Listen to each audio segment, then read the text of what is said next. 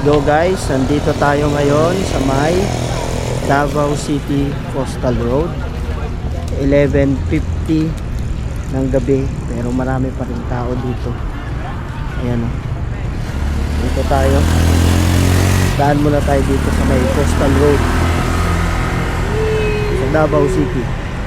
Naka-sureball na. Hi guys! Follow nyo, Gerald Rapsin. Yan o, mga bikers sa Davao. Yan o, late Davao. Yan, so dito tayo. Lakad-lakad tayo dito. Ito yung pwede ka mag-jogging dito. Ayan o.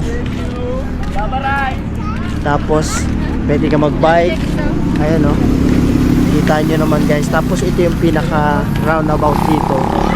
So kita nyo yung sa may kabilang side dito na area. Ayan. So ito yung pinaka coastal road nila dito guys. So napakaganda dito sa gabi, 'di ba? Imagine mo, pwede ka maglakad-lakad dito habang nagre-relax, at pwede ka mag-jogging dito sa area. So ito yung coastal road dito sa Davao City. 11:50 ng gabi, pero buhay na buhay, napakaraming tao. Tapos itong side na to, ito yung pabalik doon, yung part na yon papunta ng San Pedro or sa City Hall. So meron pang area papunta dito. Tapos dito sa side or sa gilid, dito yung pinaka dagat na side. Ayan, no? So ito yan. Ayan, no?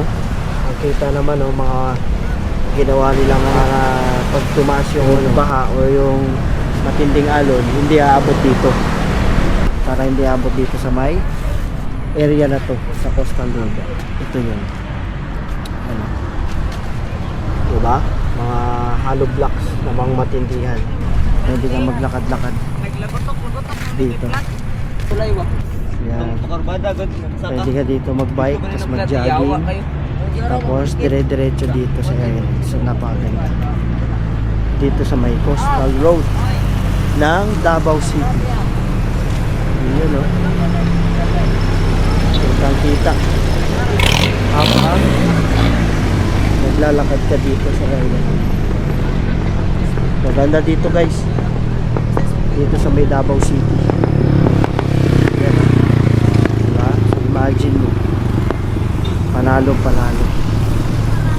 Kaya ano pang hinihintay mo? Kung gusto mo rin makapunta dito sa may coastal road ng Davao City, dito lang yan banda sa may Ecoland area. Yan, dagat na part na yan.